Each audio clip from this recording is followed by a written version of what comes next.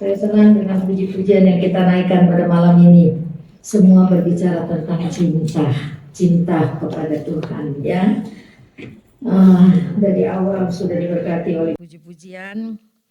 Maka itu saya bilang kita kalau memuji Tuhan dengan sungguh-sungguh, di awal sudah ada urapan Allah, ya. Itu yang kita cari. Makanya malam ini kita mau belajar tentang penyembahan. Memang 17 Agustus ya, bicara kemerdekaan, tapi saya ingin bicara tentang penyembahan dulu malam ini. Jadi penyembahan itu menjadi perintah yang pertama di dalam perjanjian baru, ya. Dan perintah yang pertama di dalam dari kitab Taurat dalam perjanjian lama juga adalah penyembahan, ya. Tujuan utama gereja adalah penyembahan, bukan misi, ya. Misi kedua, tujuannya adalah penyembahan dulu kepada Tuhan, mempunyai hubungan yang dekat dengan Tuhan, baru kita merancang sebuah misi untuk memperlebar kerajaan Allah, gitu ya. Nah, mengapa penyembahan menjadi prioritas atau yang utama di dalam kehidupan kita sebagai orang Kristen? Karena penyembahan itu berfokus pada Tuhan. Penyembahan bukan untuk sementara, tapi untuk selamanya. Artinya sampai di sorga nanti kerjaan kita adalah terus menyembah dan menyembah Tuhan, ya. Di sorga ada penyembahan terus menerus. Makanya penyembahan itu bukan sementara, tetapi untuk selamanya. Kenapa kita harus menyembah nih sekarang di dalam setiap ibadah? Kita sedang melatih diri kita, ketika kita masuk ke dalam surga, itu semua udah menjadi bagian kita untuk terus menyembah kepada Tuhan. Kita baca ayatnya, Matius 22 ayat 37. Sudah dapat semuanya? 2, 3. Jawab Yesus kepadanya, kasihilah Tuhan Allahmu dengan segenap hatimu dan dengan segenap jiwamu dan dengan segenap akal budimu. Amin. Silakan duduk. Biasakan habis baca firman Tuhan katakan amin. Aku percaya akan firman itu. Gitu ya. Kita lihat aja judul daripada perikop ini adalah hukum yang terutama. Ketika orang Farisi mendengar bahwa Yesus telah membuat orang-orang Saduki itu bungkam, berkumpullah mereka. Dan seorang dari mereka, seorang ahli Taurat bertanya untuk mencobai dia. Jadi kalau orang Farisi, ahli Taurat bertanya, mereka cuma ingin mencobai Yesus. Mereka berpikir, wah pasti Yesus gak bisa jawab nih gitu ya. Tetapi kita lihat, jawab Yesus kepadanya yang kita baca. Kasihilah Tuhan Allahmu dengan segenap hatimu, dengan segenap jiwamu, dengan segenap akal budimu. Jadi ini menjadi sebuah perintah penyembahan kepada Tuhan. Ketika kita menyembah Tuhan bukan dengan akal aja. Ketika kita menyembah Tuhan bukan dengan mulut saja. Tapi kata Tuhan, sembah dia dengan segenap hatimu. Ya, jadi dengan dari ujung kepala sampai ujung kaki kita menyembah dia. Maka nanti di akhir pelajaran dikatakan penyembahan harus menjadi gaya hidup. Penyembahan harus menjadi gaya hidup. Artinya bagaimana ya? Ini gaya saya udah salah apa begini? Gitu kan ya? Nanti kita belajar. Jadi seperti tadi saya katakan, kita harus jadi penyembah dulu. Baru misi. Jadi penyembah dulu baru kita kerja gitu loh. Karena penyembahan itu membuat hubungan kita intim dengan Tuhan. Nah ini yang mesti kita pelajari. Tadi yang pertama lagunya apa? Ku masuk ruang maha kudus ya kalau gak salah ya. Tolong tampilin gambarnya Sony. Nah ini adalah gambar tabernakel. Ya, tabernakel atau ini awalnya kemah Musa tuh seperti itu. Dari kita lihat dari gambar yang paling bawah itu adalah halaman. Mesbah korban bakaran, ya adanya di halaman. Jadi kolam basuhan dengan mesbah korban bakaran itu adanya di halaman. Ya, itu awal mula kita pertobatan. Lalu yang kedua ada gambar orang pakai baju putih itu. itu ruang kudus. Jadi tabernakel itu terbagi dengan 3 bagian. Yang tadi pertama saya katakan halaman, ada korban bakaran dengan kolam basuhan, ya. Jadi korban bakaran itulah kita bakar sifat kita yang jelek, kita bakar hidup kita yang nggak benar, gitu ya. Jadi itu artinya pertobatan. Terus kita masuk di dalam kolam basuhan atau baptisan, gitu ya. Lalu yang kedua adalah ruang kudus, di mana ada kaki dian, meja roti, dan mesbah dupa, gitu ya. Itu semua ada artinya satu persatu. Nanti, tapi malam ini karena saya bicara penyembahan, saya nggak bicara ini sedetil gitu. Nanti ada makalahnya gitu supaya kita jelas. Kita perlu belajar juga ya.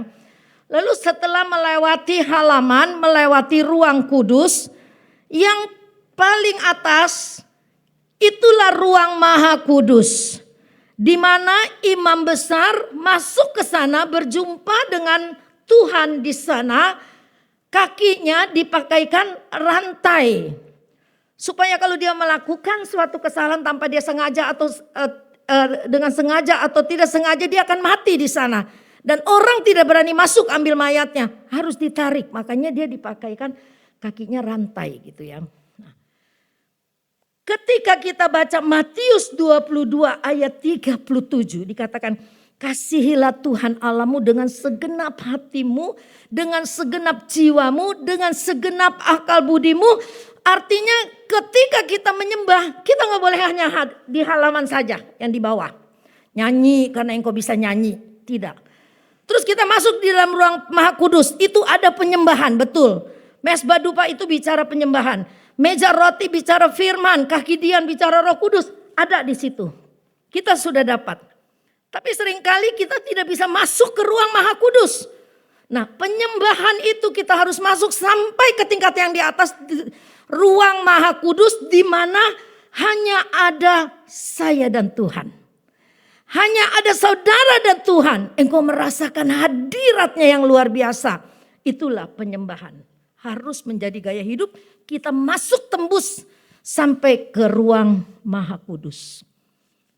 Tadi ketika lagu itu dibuka, saya memang mau bicara itu gitu ya. Ku masuk ruang maha kudus. Nah itulah kita masuk ke ruang situ. Disitulah ada hadirat Tuhan. Ketika kita menyembah Tuhan bukan sekedar menyanyi. Rasakan dia ada di dekatmu. Rasakan hadiratnya hadir. Walaupun kita lagi rame-rame begini. Tapi ketika kita kusuk, kita menyembah Tuhan. Kita rasakan dia hadir. Dan kita bisa merasakan sepertinya cuma kita dan Tuhan ada di situ. Kita dan Tuhan ada di sini. Belajar seperti itu. Saya udah merasakan seperti itu. Saudara, kalau saudara sudah masuk ruang maha kudus, sekeras apapun hatimu, engkau akan bercucuran air mata. Ya, maka ketika Musa di semak belukar berjumpa dengan Tuhan, dia merasa tidak layak. Yesaya ketika dibilang, siapa yang akan kuutus? Semua merasa tidak berlayak untuk melayani Tuhan. Karena apa? Begitu kudusnya dia. Ketika kita masuk ke ruang maha kudus penyembahan kita, di situ juga kita merasa, aduh Tuhan, aku tidak layak. Aku begitu kecil, begitu penuh dosa aku Tuhan. Hadiratnya terus mengangkat kita tinggi sehingga kita merasa kita disayang Tuhan. Kita merasa, aduh Tuhan, aku ini kesayanganmu. Aduh Tuhan, aku ini berharga banget di matamu sampai engkau merangkul aku dengan hadiratmu. Mesti rasakan seperti itu ketika Anda menyembah. Yang kita nyanyi lagu begini. Janjimu seperti fajar pagi hari. Kan ada lagu yang dia bilang, cintamu memuaskanku. Terus apalagi kasihmu memeluk aku gitu loh, lebih kurang kalau gak salah gitu ya. Ya, pokoknya ada kata-kata yang begitu, itu kenapa? Kalau kita udah bisa merasakan penyembahan yang ini, kita udah tahu.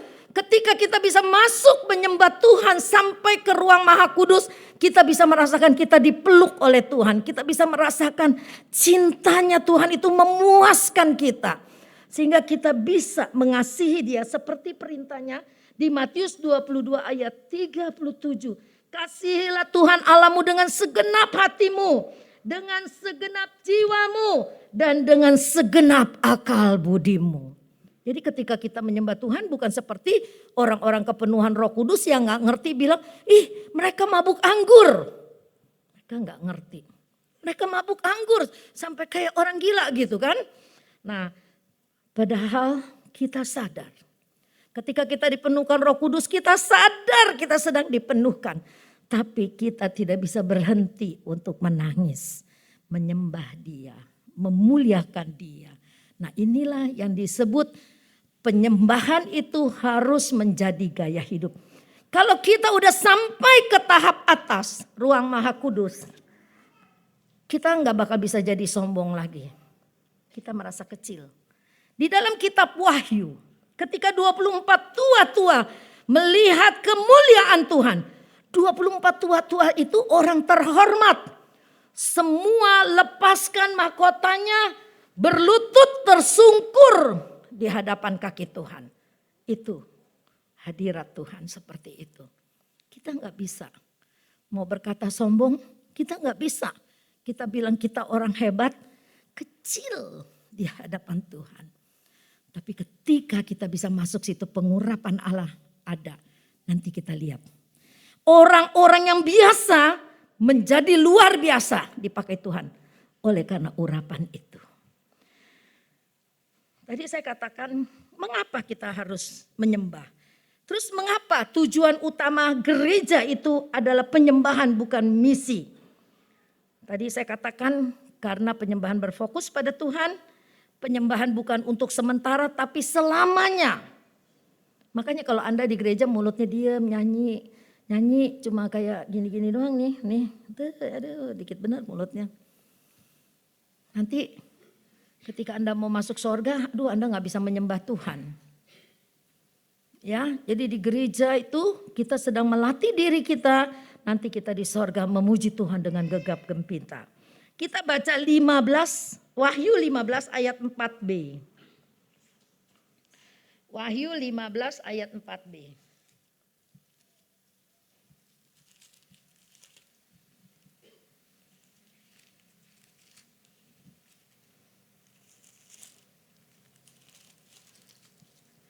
Siapakah yang tidak takut ya Tuhan dan yang tidak memuliakan namamu sebab Engkau saja yang kudus.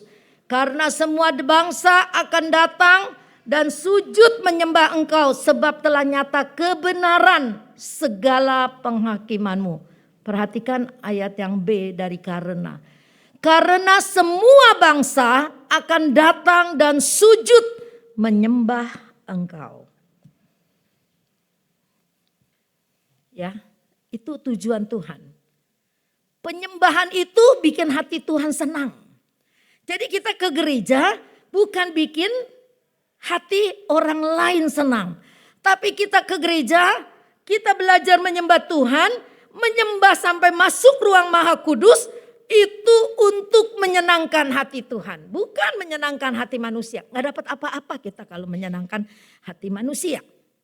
Tapi ketika kita menyenangkan hati Tuhan disenangkan, mujizat terjadi.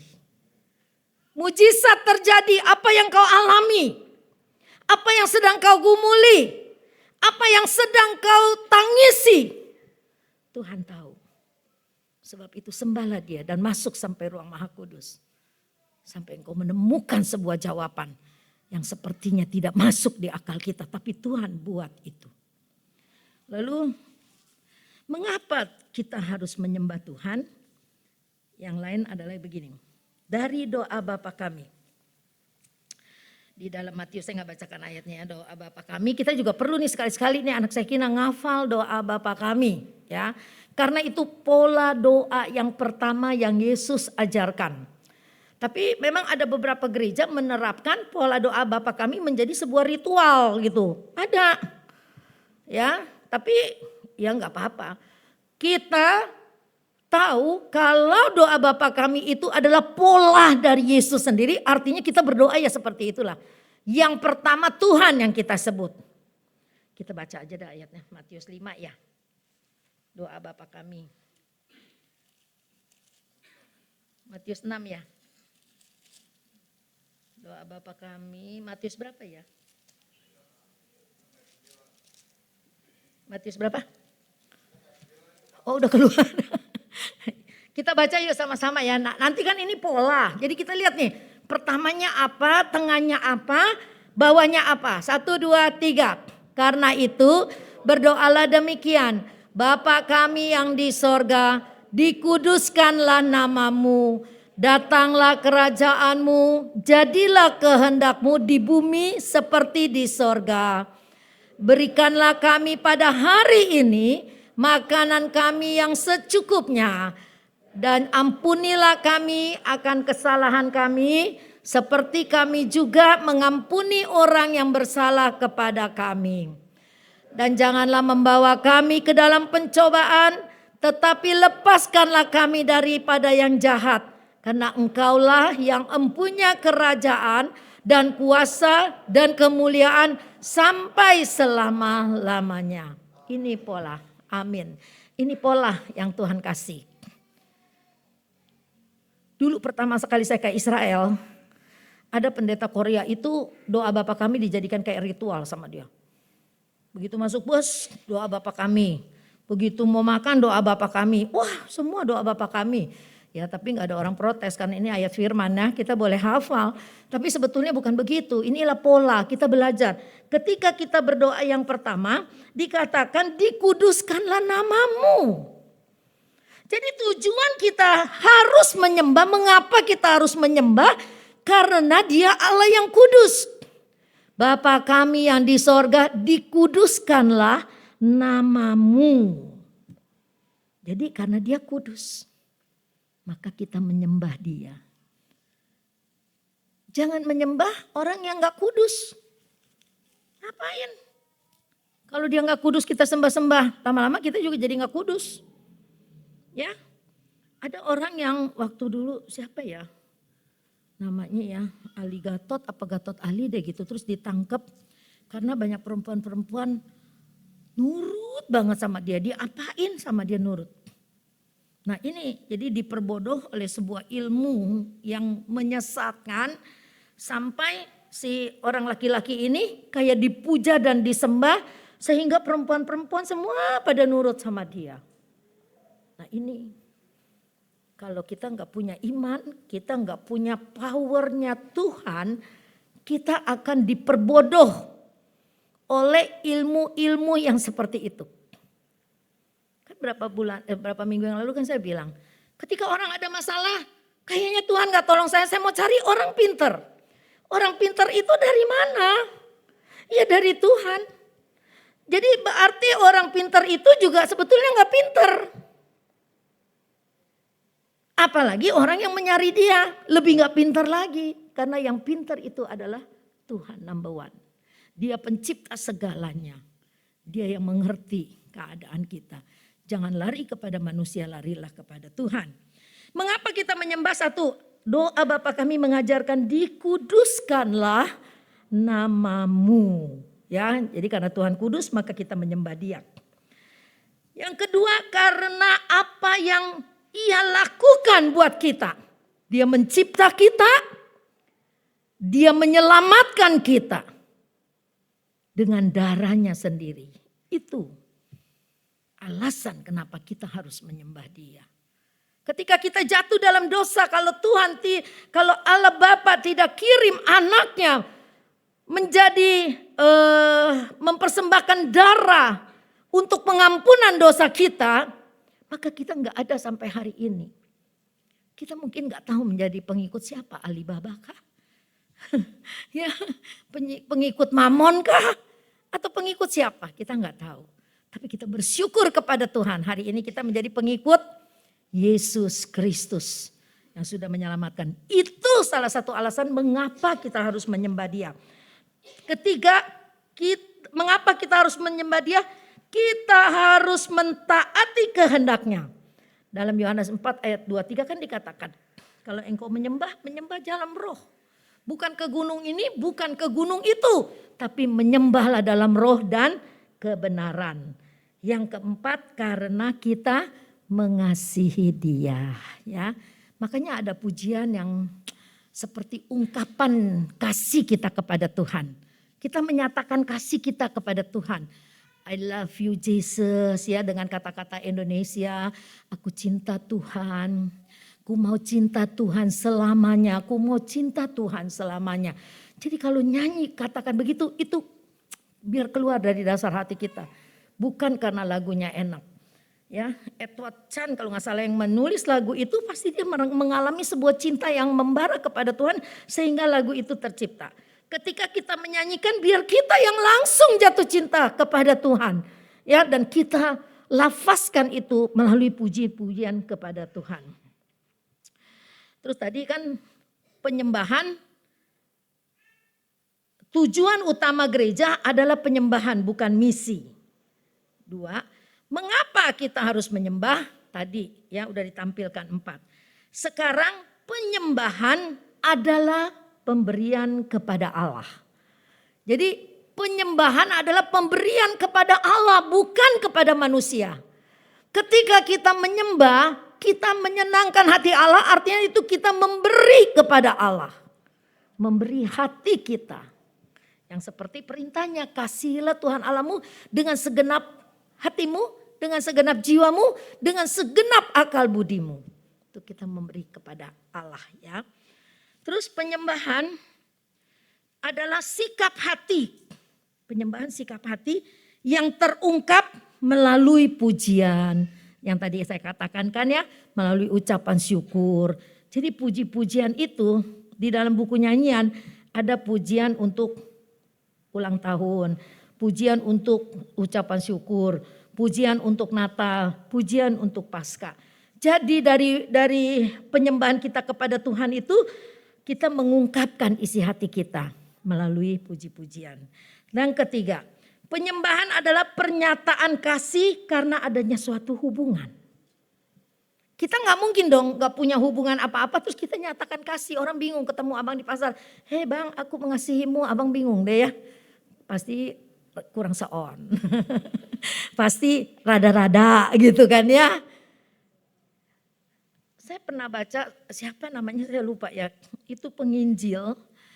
Penginjil itu nekat banget. Dia menginjili sebuah suku yang memang suku sangat terasing. Jadi nanti itu adanya di pulau. Dia nyebrang gitu ya. Dia nggak mendarat karena diancam terus mau dibunuh. Jadi nggak dari kapal dia itu. Dia selalu bilang begini, hai suku itu dia sebut namanya saya lupa ya. Hai Yesus mengasihimu.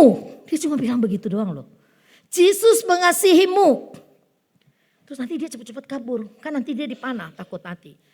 Terus nanti besok dia datang lagi. Hai Yesus mengasihimu. Dia cuma bilang 3 kata itu doang loh. Penginjilan. Terus orang-orang nasehatin. Janganlah begitu berbahaya untuk dirimu. Jangan lakukan itu. Dia bilang apa? Kalau aku tidak lakukan, siapa yang mau lakukan? Orang kalau cinta Tuhan, dia bisa tergerak untuk begitu. Jadi satu hari dia bilang sama beberapa pengantar, dia selalu diantar oleh beberapa orang. Dia bilang, kamu turunin saya di pulau itu, terus kamu semua pergi jauh-jauh. Jadi dia seperti tahu. Dia mungkin bisa nggak balik lagi gitu. Dan ternyata benar. Ketika dia turun, dia bilang orang-orang, aku mengasihi kalian. Dan Yesus mengasihi kalian. Dia dipanah habis dan mati di situ. Orang mengasihi Yesus sampai seperti itu. Mau bersaksi supaya dia sudah diselamatkan, dia ingin orang lain diselamatkan. Dia korbankan nyawanya. Akhirnya suku itu lama-kelamaan sedikit demi sedikit ya mulai ada orang yang percaya kepada Tuhan. Jadi kalau orang sudah bekerja, orang sudah menyembah Tuhan dan dia rela mati untuk sebuah pekerjaan yang dia tahu nilainya luar biasa, Tuhan tidak tinggal diam. Mati satu tapi akan bangkit banyak jiwa-jiwa bagi Tuhan. Makanya pernyataan kasih karena ada suatu hubungan. Penyembahan adalah pernyataan kasih karena adanya satu hubungan. Hubungan yang dekat, hubungan yang membuat kita melekat satu dengan yang lain. Hubungan dengan Tuhan itu membuat orang rela berkorban. Berkorban untuk Yesus. Kadang-kadang kita kan menginjil juga dihina orang kan. Kita menginjil ya, apa sih orang Kristen? Lu kira orang Kristen baik? Saya kan tim besuk, banyak jawaban tuh kalau kita bilang ayo cek ke gereja. Bukan cek yang di sini ya, bukan. Ayo cek ke gereja. Kalau yang mulutnya tajam tuh kayak netizen gitu. Dia pasti bilang gini, emang lu dikira di gereja orang baik semua? Iya justru bukan orang baik, cek kata saya. Justru kita mau disembuhkan di gereja, kata saya gitu. Nanti kalau kita udah jawab gitu diem tuh. Jadi gereja tuh kayak rumah sakit loh, cek. Kita semua lagi berobat nih, cek. Yang sakit pilek, sakit kuping, sakit kaki, sakit kanker, semua ada di situ. Dan semua mengalami kesembuhan daripada Tuhan. Ketika kita menjalin sebuah hubungan yang erat dengan Tuhan. Penyembahan adalah pertemuan antara Allah dengan umatnya. Kalau ke gereja bertemu gak dengan Tuhan? Ayo. Bertemu gak dengan Tuhan? Apa cuma bertemu dengan Tante Nila? Bertemu gak dengan Tuhan? Jadi setiap kamu datang ibadah kamu harus yakin kamu bertemu dengan Tuhan. Ketika engkau menyanyi, engkau diurapi, engkau sudah bertemu dengan Tuhan. Ketika engkau dengar firman Tuhan, firman itu menyentuh hatimu, engkau sudah bertemu dengan Tuhan. Itu penyembahan. Penyembahan kita adalah untuk kesenangan Bapa. Penyembahan kita merupakan hubungan yang intim antara Allah dan kita.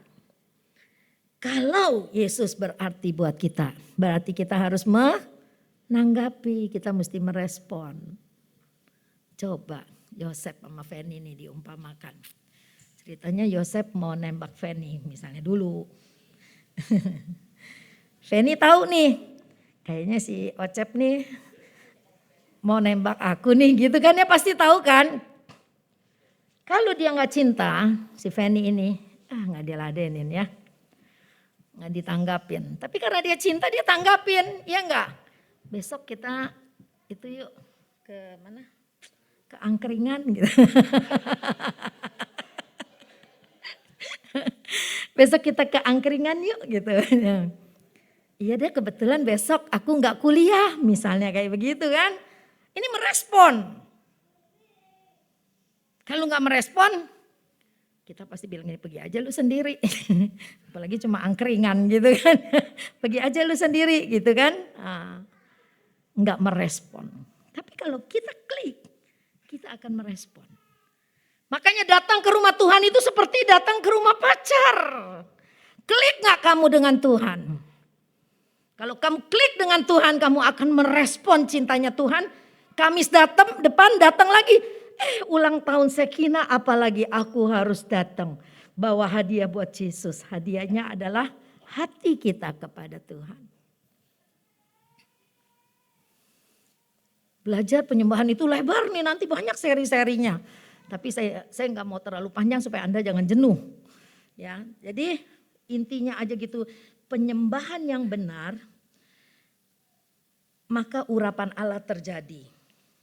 Ketika urapan Allah terjadi, ada mujizat. Kita lihat contoh-contohnya nih ya. Makanya penyembahan harus menjadi prioritas dalam hidup kita. Kita lihat penyembahan Daud. Ada satu khotbahnya sendiri. Belajar menyembah seperti Daud. Saya pernah bawa beberapa tahun yang lalu lah, 10 tahun yang lalu mungkin. Belajar menyembah seperti Daud, seperti Yosafat, seperti Hizkia. Daud bagaimana menyembah Tuhan?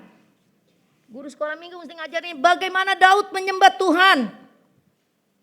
Dia berikan hidupnya tuh orang yang menyembah Tuhan itu.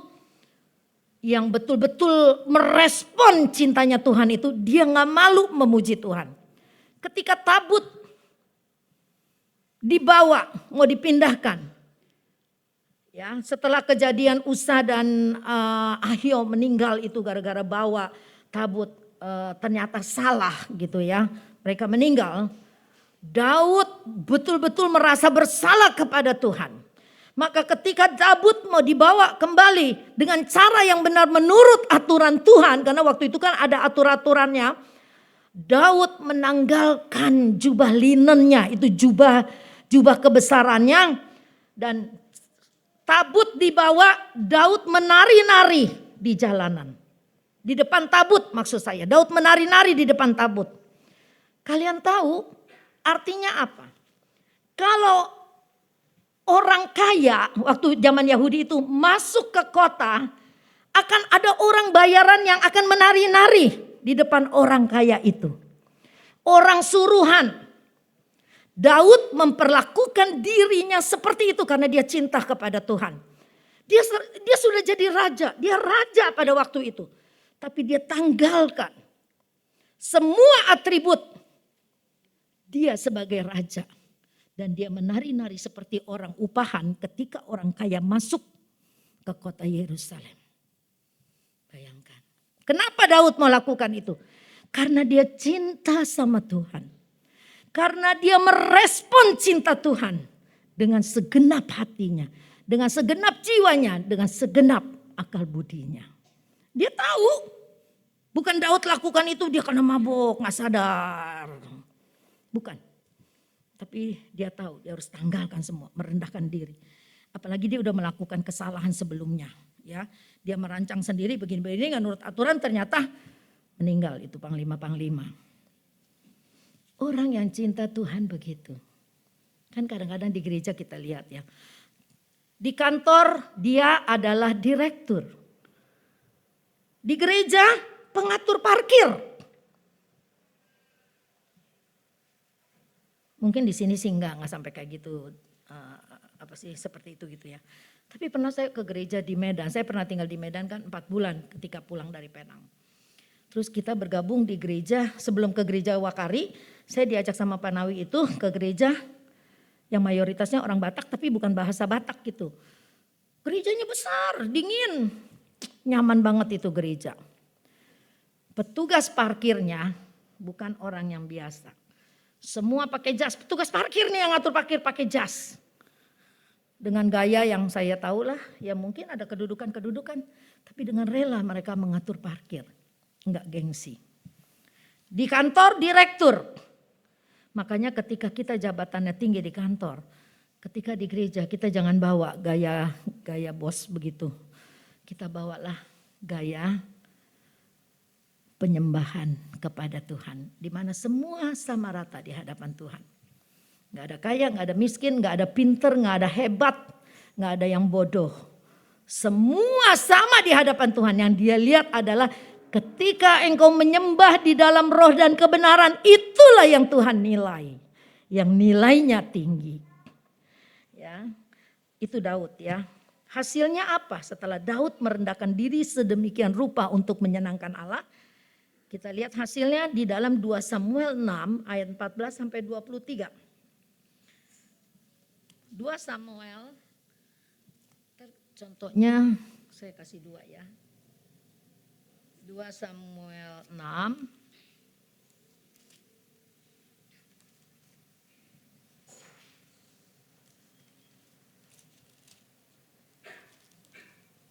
Dua Samuel 6, ya kita baca ayat 14 sampai 23 tapi nggak baca semua lah. Kita dulu ya. Ini Alkitab saya nempel banget tipis soalnya dia. 6 ayat 14 sampai 23. Ya, baca dulu dari 14. Dan Daud menari-nari di hadapan Tuhan dengan sekuat tenaga.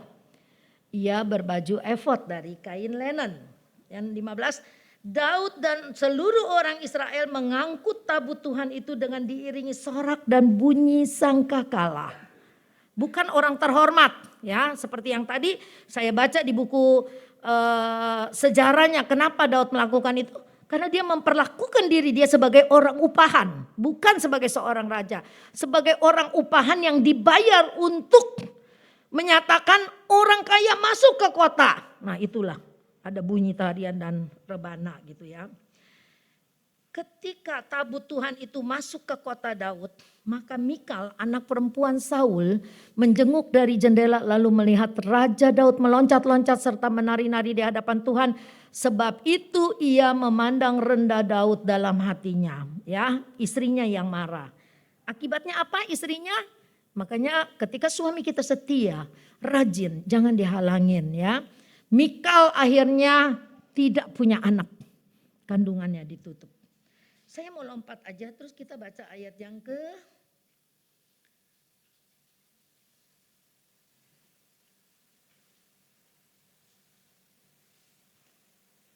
ke-18. Setelah Daud selesai mempersembahkan korban bakaran dan korban keselamatan, diberkatilah bangsa itu demi nama Tuhan semesta alam. Nanti ada juga ayat yang mengatakan begini, Daud hambaku yang berkenan. Ada pernyataan Tuhan yang begitu. Dia katakan ya, walau dosanya banyak dan besar, tapi Daud adalah hambaku yang berkenan. Ini nilai yang luar biasa. Yang berkata bukan manusia, tapi yang berkata Tuhan sendiri. Daud hambaku yang berkenan. Dosanya udah sering kita cerita buat anak-anak, udah sering kita baca. Bukan main-main dosanya, besarnya luar biasa. Dalang dari sebuah pembunuhan. Ketika dia naksir kepada Betseba. Tapi ketika dia ditegur oleh Nabi Nathan, dia bilang, iya itu aku. Dan dia menyerah kepada Tuhan. Dan dia berdoa, jangan ambil rohmu daripadaku Tuhan. Ini baru orang yang patut kita contoh. Orang yang hebat. Hizkia, 2 Tawarik 29 ayat 3-5 kita baca ini ya. 2 Tawarik 20.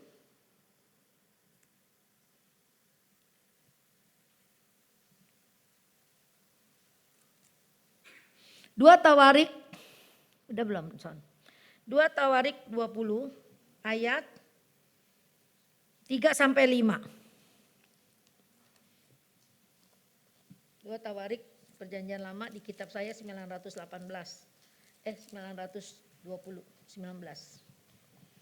2 Tawarik 29 ayat yang 2 Tawarik 20 ayat 5. Ngaco kok ya. Hizkia 2 Tawarik 29 ayat 3 dan 5 sampai 5. 2 Tawarik 29, yang 2 Tawarik 20 juga nanti kita mau baca itu Yosafat. 2 Tawarik 29 ayat 3 sampai 5, pada tahun pemerintahannya dalam bulan yang pertama ia membuka pintu-pintu rumah Tuhan dan memperbaikinya. Ayat 4, ia mendatangkan para imam dan orang-orang Lewi dan mengumpulkan mereka di halaman sebelah timur. Ayat ke-5. Katanya kepada mereka, dengarlah hai orang-orang Lewi, sekarang kuduskanlah dirimu dan kuduskanlah rumah Tuhan Allah nenek moyangmu. Keluarkanlah kecemaran dari tempat kudus. Jadi Hizkia ketika dia diangkat menjadi raja, prioritas dia yang utama dalam hidup dia adalah tadi yang kita baca di ayat 3. Dia bereskan rumah-rumah Allah yang terbengkalai ya. Jadi yang terbengkalai itu semua pintu-pintu bait Allah atau sinagoga yang tertutup dibuka semua. Dan dia perbaiki itu supaya orang bisa beribadah lagi kepada Tuhan. Kan orang Israel itu up and down ya. Dia punya iman, gak boleh susah dikit, dia bersungut-sungut. Lalu udah menyembah berhala. Ya bangsa pilihan Tuhan tuh seperti itu. Ya, tapi dia Yosafat adalah raja yang pertama-tama lakukan membangun bait Allah, membersihkannya, memulai kembali ibadah-ibadah yang sudah lama ditinggalkan. Prioritas ketika dia jadi raja. Ketika Anda diangkat jabatanmu tinggi, utamakan Tuhan. Ya, jangan waktu gak ada kerjaan didoain, doain supaya dapat pekerjaan. Ketika punya pekerjaan, repot. Ketika jabatannya naik, udah gak sempet. Jadi datang ke gerejanya kalau udah sempet gitu ya. Nah Hizkia dengan apa yang dia lakukan memprioritaskan Tuhan, hasilnya luar biasa. Umat-umat pada kembali semua beribadah dan bawa persembahan, dikatakan sampai melimpah ruah. baca sampai akhir jadi PR di rumah. Ya. Yosafat 2 Tawarik 20. Lihat ketika dia mendapat ancaman mundur beberapa ayat, beberapa pasal. Sony, ya, Yosafat ketika diancam dia sangat menghormati Tuhan dan dia punya keyakinan yang kuat. Awalnya dia takut. Siapa yang gak takut diancam? Semua orang takut kalau diancam, ya enggak? Lalu Yosafat mengambil keputusan untuk mencari Tuhan.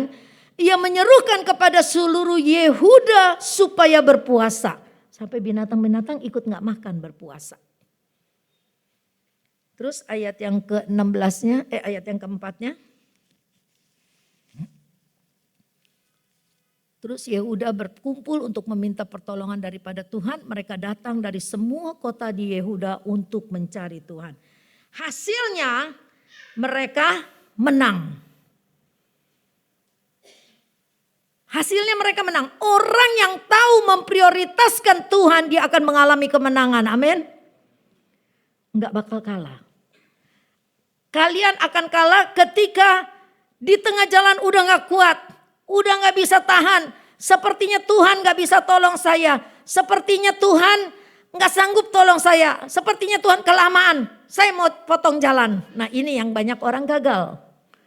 Ketika gagal dia salahkan Tuhan. Di mana Tuhan?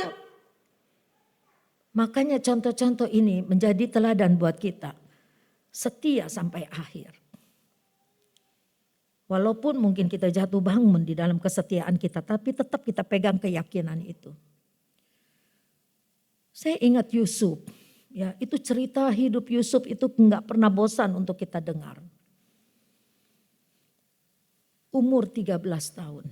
Mengalami sebuah mimpi yang bikin saudara-saudaranya gregetan luar biasa. Mimpi seolah-olah berkasnya dia naik. Saudara-saudaranya semua tunduk kepada dia. Sombong. 13 tahun mimpi. Yusuf tetap setia. Dibuang, dijual. Difitnah. Dimasukkan penjara. Dia tetap setia kepada Tuhan. Hasilnya apa? Umur 30 tahun menjadi Perdana Menteri termuda di Luxor. Sekarang ini namanya Luxor di kota Mesir. Di negara Mesir. Jadi pasti ada sebuah kemenangan, ada sebuah hasil yang membanggakan bila kita setia kepada Tuhan. Maka menyembahlah kepada Tuhan sampai masuk ke dalam ruang Maha Kudus. Jangan di pelataran aja. Kalau di pelataran aja tuh ya iya nyanyi asal-asalan aja. Girang-girang, ada girang besar, muka ditekuk. Terus tepuk tangannya juga begini. Orang kalau girang-girang, orangnya girang dong, kakinya juga goyang dikit. Kan kita girang, bener gak Cipto? Ya, jangan kamu nyanyinya girang-girang, mukamu ditekuk. Itu namanya gak menyembah Tuhan. Kamu baru ada di halaman, boro-boro masuk ke ruang Maha Kudus, masih jauh itu. Nyanyi dengan sungguh-sungguh ya. Di kedukaan kah? Di ucapan syukur rumah tangga kah? Di mana aja kalau ada pujian kita puji dengan sungguh-sungguh. Itu gaya hidup. Penyembahan adalah menjadi gaya hidup kita. Di mana aja kita menyembah Tuhan. Puji Tuhan, firman Tuhan tidak saya panjangkan.